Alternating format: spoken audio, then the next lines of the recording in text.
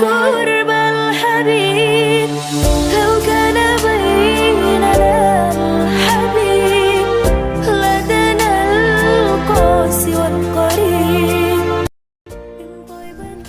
Bismillahirrahmanirrahim. Assalamualaikum warahmatullahi wabarakatuh. Alhamdulillahirabbil alamin wa bihi nasta'in wa ala umuri dunya waddin. Wassalatu wassalamu ala asrofil anbiya'i wal mursalin wa ala alihi wa sahbihi ajma'in, amma ba'du. Yang saya hormati kepada Ayah Muhammad Ali MPDI selaku dosen pengampu fikih munakahat, dan tak lupa kepada rekan-rekan sekalian senasib seperjuangan yang insyaallah dirahmati oleh Allah Subhanahu wa taala. Baik, di sini saya Nurul Hasanah dengan NPM 1901011127 dari kelas PAID semester 4 akan menjelaskan materi mengenai fikih munakahat.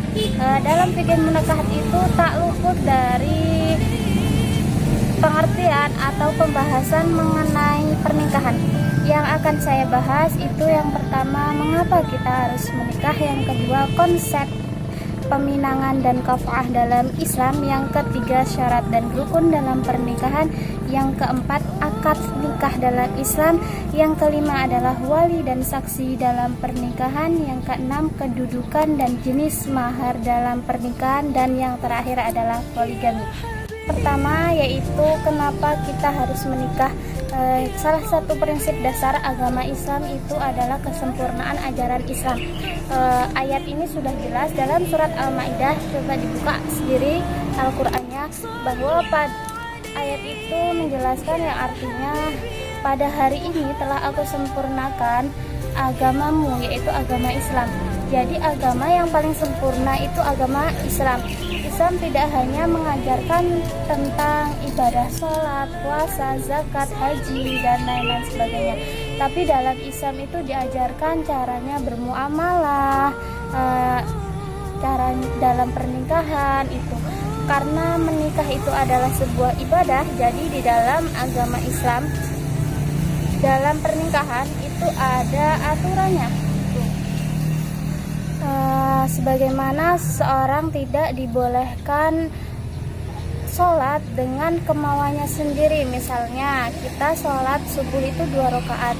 Nah, kita sholat dengan kemauan kita sendiri, mau sholat 3 rakaat, 4 rakaat, bahkan 5 rakaat, itu tidak boleh karena sudah ada aturannya atau sudah ada tata tertibnya gitu. Pernikahan pun begitu, ada hak seorang suami, ada hak seorang istri, ada kewajiban seorang suami dan ada kewajiban seorang istri, dan itu pun tidak boleh dilebihi ataupun dikurangi gitu. Selanjutnya yaitu konsep peminangan dan kafa'ah dalam Islam. Ada beberapa hal yang harus diketahui ketika kita ingin meminang seseorang. Yang pertama itu mendatangi kediaman calon pasangan atau yang akan kita pinang, mendatangi rumahnya. Yang kedua yaitu menyampaikan maksud dan tujuan kita kepada orang tuanya, orang tua si yang kita akan pinang tersebut. Yang ketiga itu jangan malu untuk meminang seseorang. Ketika dalam Indonesia ini kebanyakan yang meminang itu kan seorang lelaki, padahal jika kita seorang perempuan itu ingin meminang terlebih dahulu lelaki, ingin meminang lelaki, itu tidak apa-apa, dibolehkan dalam Islam gitu. Dan itu pun ada anjurannya gitu. Maksudnya jika di dalam sebuah desa kita ada seseorang, kita mengetahui ada seseorang yang soleh, kita itu dianjurkan untuk meminang terlebih dahulu, tidak apa-apa gitu dalam Islam. Yang keempat itu jangan menggantungkan orang lain kepada peminangan. Harus jelas jika kita ingin yang dipinang, apabila kita menerimanya jawab iya, jika tidak jawab tidak gitu. Jangan menggantungkan, kita diam saja dan orang tersebut menunggu, nanti akhirnya itu ada kekecewaan gitu. Selanjutnya itu nomor 5 itu meminta petunjuk kepada Allah. Jangan langsung mengambil keputusan bahwa aku harus menikah dengan fulan. Jangan. kita memiliki Allah dan sebaik-baik yang pemberi itu adalah Allah Subhanahu wa taala. Maka dari itu kita dianjurkan oleh Allah untuk sholat istikharah terlebih dahulu, meminta petunjuk kepada Allah bahwa Allah lah pemberi yang terbaik itu. Yang keenam adalah orang tua tidak membolehkan mempersulit anaknya itu untuk menikah gitu. Jadi jika ada seseorang yang ingin melamar kita dan orang tersebut baik, maksudnya baik itu baik dalam segi akhlaknya maupun dalam segi apapun itu, maka orang tua tidak boleh mempersulit anaknya atau tidak boleh menolaknya gitu. Jangan mempersulit anaknya untuk melakukan ibadah, yaitu sebuah pernikahan. Selanjutnya adalah syarat dan rukun dalam pernikahan. Yang pertama yang akan kita bahas adalah syarat menikah. Jadi dalam sebuah pernikahan itu ada syarat dan rukun pernikahan. Syarat pernikahan itu yang pertama ada calon suami dan calon istri. Iyalah, masa kita menikah tidak ada calonnya, kan tidak mungkin, ya kan? Ada seorang laki-laki dan ada seorang perempuan, ada calon istri dan calon suami. Itu syarat menikah yang pertama. Yang kedua, bagi seorang perempuan itu harus ada walinya. Kita seorang perempuan kalau tidak ada wali itu tidak sah untuk melangsungkan pernikahan. Wali itu berasal, alangkah baiknya wali itu berasal dari ayah kandungnya sendiri. Jika ayah kandungnya tidak ada, maka boleh diwakilkan dengan saudara dekat ayah maupun diwakilkan dengan wali badar atau seorang penghulu. Yang selanjutnya, yang ketiga itu ada 2 orang saksi. Nah, saksi tersebut juga harus memiliki kriteria tersendiri. Yang pertama, saksi itu harus baligh, mengetahui mana yang baik dan mana yang buruk. Masa iya kita mau menikah walinya anak kecil, kan tidak mungkin. Maka dari itu wali itu harus baligh, mengetahui mana yang baik dan mana yang buruk. Yang kedua itu wali itu harus berakal. Jadi wali itu harus berakal sehat. Maksudnya itu mengetahui bahwa seorang ini itu baik untuk anak saya gitu. Selanjutnya itu tidak fasik gitu. Yang keempat, syarat menikah itu adanya mahar. Jadi dalam sebuah pernikahan itu tidak sah apabila seorang perempuan itu tidak diberi mahar dengan seorang laki-laki. Dan mahar itu pun bebas jenisnya, tergantung kemauan seorang perempuan tersebut. Jika perempuan tersebut menginginkan 100.000, ya seorang laki-laki harus menuruti 100.000. Dan seorang perempuan, sebaik-baik seorang perempuan itu yang memberikan mahar yang terbaik, yang tersedikit gitu, tidak mempersulit seorang laki-laki untuk meminangnya. Yang kelima yaitu ijab qabul. Ada ijab dan qabul. Jadi ijab dan qabul itu tidak boleh dipisahkan.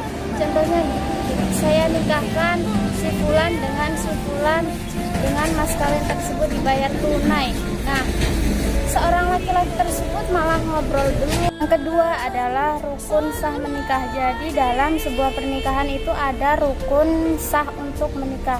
Jadi tanpa rukun sebuah pernikahan tersebut tidak akan bisa sah. Yang pertama, beragama Islam. Jadi jika kita beragama Islam, maka calon kita harus beragama Islam gitu. Syarat sah rukun sah menikah itu yang pertama beragama Islam, sama-sama beragama Islam. Yang kedua, laki-laki bukan mahram, bukan dari golongan darah kita, seorang perempuan gitu. Yang ketiga adalah adanya wali dari pihak perempuan. Jadi kita harus memiliki wali seorang perempuan tersebut yang ingin menikah. Yang keempat, tidak sedang ihram atau tidak sedang melakukan ibadah haji gitu. Yang kelima adalah tidak ada paksaan. Nah, ini zaman dahulu kan ada ya, sebuah paksaan gitu, harus menikah dengan si A, padahal kita tidak menginginkan menikah dengan si A. Nah, bahwa paksaan tersebut tidak dibolehkan. Jadi rukun sah menikah itu yang terakhir itu tidak ada paksaan dalam pernikahan. Jadi sama-sama cinta, sama-sama ingin beribadah kepada Allah dengan cara menjalin sebuah pernikahan gitu. akad pernikahan dalam Islam. Jadi ada 5 hal yang harus kita ketahui dalam sebuah pernikahan. Yang pertama itu tidak dibolehkan ada pelanggaran agama, karena menikah itu adalah sebuah ibadah. Jadi kita mulai dengan perkara yang baik, jangan kita mulai dengan dosa. Contohnya seperti kita ketahui bahwa ada orang yang hamil di luar nikah, orang yang sibuk memamerkan aurat istrinya itu dipajang di pelaminan untuk memamerkan kecantikannya, dan laki-laki bisa menikmati kecantikannya yang bisa kita sebut dengan istilah ihtilat. Itu jangan tradisi tersebut itu jangan dibiarkan gitu. Yang kedua adalah wali nikah. Harus ada wali nikah bagi seorang perempuan. Tidak sah dalam sebuah pernikahan tanpa izin walinya, ayah kandungnya maupun saudaranya gitu. Jika ayahnya meninggal, boleh digantikan dengan pamannya, adik dari ayah tersebut gitu. Yang ketiga, harus ada mahar. Maksud mahar artinya itu adalah harta yang diberikan laki-laki untuk sahnya sebuah pernikahan. Seperti yang sudah saya jelaskan tadi, bahwa seorang perempuan, sebaik-baik seorang perempuan itu yang tidak mempersulit seorang laki-laki. Jika seorang perempuan tersebut meminta mahar seperangkat alat sholat, nah seorang laki-laki tersebut harus memberikannya, karena itu adalah syarat dari sebuah pernikahan tersebut menjadi sah gitu. Dan seorang perempuan juga tidak boleh mempersulit suaminya yang tidak ada. Contohnya seorang laki-laki tidak mempunyai harta yang berlebihan, kita meminta mahar mobil, itu tidak diperbolehkan gitu. Yang keempat, ada 2 orang saksi. Jadi dalam sebuah pernikahan itu ada seorang saksi. Nah, saksi itu pun harus yang sudah baligh atau yang mengetahui mana yang baik dan mana yang buruk. Yang kelima adalah undangan. Nah, jadi kita menikah itu harus diiklankan, minimal mengundang orang-orang sekitar kita saja gitu, bahwa mengetahui bahwa kita itu sudah sah dengan pria tersebut atau dengan calon kita gitu. Selanjutnya yaitu wali dan saksi dalam sebuah pernikahan. Jadi dalam sebuah pernikahan itu ada wali dan saksi. Nah, syaratnya menjadi wali nikah itu yang pertama itu baligh. Jadi wali nikah itu harus mengetahui mana yang baik dan mana yang tidak baik untuk anak kita yang akan kita nikahkan. Yang kedua, wali itu harus laki-laki. Nah, kita seorang perempuan itu memiliki wali, yaitu ayah kandung. Jika ayah kandung tidak ada, bisa diwakilkan oleh paman dari adik ayah kita gitu. Yang ketiga, wali itu harus merdeka, tidak budak gitu. Bukan budak atau bukan penyuruh, harus merdeka wali. Yang keempat, sama agamanya. Maksudnya jika kita seorang Islam, maka walinya itu harus Islam. Nah, jika yang menikah itu bukan agama Islam, agama lain, contohnya agama Kristen, maka walinya itu agama Kristen tidak apa. Jika dia mu'alaf ingin masuk ke dalam agama Islam, maka tidak perlu adanya ijab qabul lagi gitu. Yang kelima, bisa melihat dan bisa mendengar. Jadi wali itu ya harus bisa melihat mana yang baik untuk anaknya. Masa iya wali itu tidak bisa melihat, tidak bisa mendengar? Nah, terus dia wali itu untuk bagaimana gitu kan, tidak mungkin. Jadi wali itu harus bisa melihat dan bisa mendengar gitu. Yang keenam, bukan orang fasik atau pendusta. Jadi emang benar wali itu harus cerdas gitu. Maksudnya bukan cerdas dalam MTK atau bagaimana, bukan. Ya, wali itu pokoknya ayah kita, ayah kandung. Jika ayah tidak ada, boleh digantikan oleh paman atau oleh wali badar, contohnya seperti penghulu gitu. selanjutnya adalah kedudukan dan jenis mahar dalam sebuah pernikahan. Jadi dalam sebuah pernikahan itu harus ada mahar. Mahar itu adalah sebagai simbol atau bukti bahwa kita ingin menikahi orang tersebut atau calon kita dan memberikan sesuatu harta kita kepada calon kita itu. Nah, mahar itu boleh dilakukan dengan cara berhutang maupun langsung kontan atau lunas sesuai kesepakatan awalnya. Bagaimana jika kita ingin berhutang atau menyicilnya itu boleh, karena mahar itu yang terpenting itu kita memberikan sesuatu, dan sebaik-baik seorang perempuan itu yang memberikan mahar paling ringan agar supaya tidak mempersulit sebuah pernikahan tersebut gitu. Kalau jika kita mengetahui calon imam kita orang yang memiliki harta yang banyak, kita sebagai perempuan itu berhak meminta apa yang ingin kita miliki gitu. Jika kita lihat seorang calon kita adalah orang yang sederhana, maka kita tidak boleh mempersulitnya. Itulah calon atau salah satu ciri-ciri wanita solehah, tidak meminta mahar yang berlebihan kepada seorang suami, tidak mempersulit seorang suami untuk melangsungkan sebuah pernikahan. Jika mahar itu mempersulit, maka seorang suami itu akan gimana ya, tidak ingin menikah gitu, mempersulitnya. Jadi kok maharnya terlalu berlebihan, nggak jadi menikahlah sama dia. Nah, itu dikhawatirkan kalau maharnya berlebihan begitu. Yang terakhir itu adalah membahas tentang poligami. Mohon maaf, ini saya membawa catatan karena ini berkaitan dengan ayat Al-Quran. Jadi saya itu sangat takut jika saya membacakan sebuah ayat Al-Quran atau arti dari sebuah ayat tersebut itu salah gitu. Dalam surat Al-Quran, surat An-Nisa ayat 129, coba dibuka sendiri Al-Qurannya di rumah, bahwa Allah itu berfirman yang artinya, dan aku tidak akan dapat berperilaku adil di antara istri-istrimu walaupun kamu sangat ingin berbuat demikian. Karena itu janganlah kamu terlalu cenderung kepada yang kamu cintai sehingga kamu biarkan yang lain terkantung-kantung. Dan jika kamu mengadakan perbaikan dan memelihara diri dari kecurangan, maka sungguh Allah Maha Pengampun lagi Maha Penyayang. Itu firman Allah dalam surat An-Nisa ayat 129.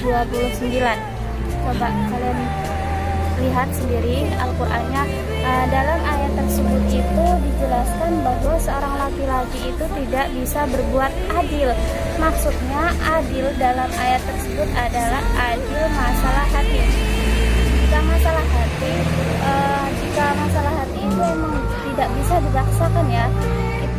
Umpamanya ada seorang laki-laki yang menikahi dua orang perempuan, maka hatinya itu ada kecenderungan tersendiri dengan istri yang pertama dan istri yang kedua, tapi tidak boleh ditampakkan secara dohir. Bahwa contohnya seperti gini, kalau ada seorang laki-laki menikahi dua orang perempuan, dia mencintai seorang istri yang pertama dan yang kedua biasa-biasa saja, contohnya begitu. Jika dia menampakkan secara dohir itu tidak boleh, karena itu sangat menyakitkan hati seorang istri yang kedua gitu. Maksudnya adil dalam ayat tersebut itu adil secara hati ya. Kalau secara nafkah dohir itu harus sama-sama adil gitu.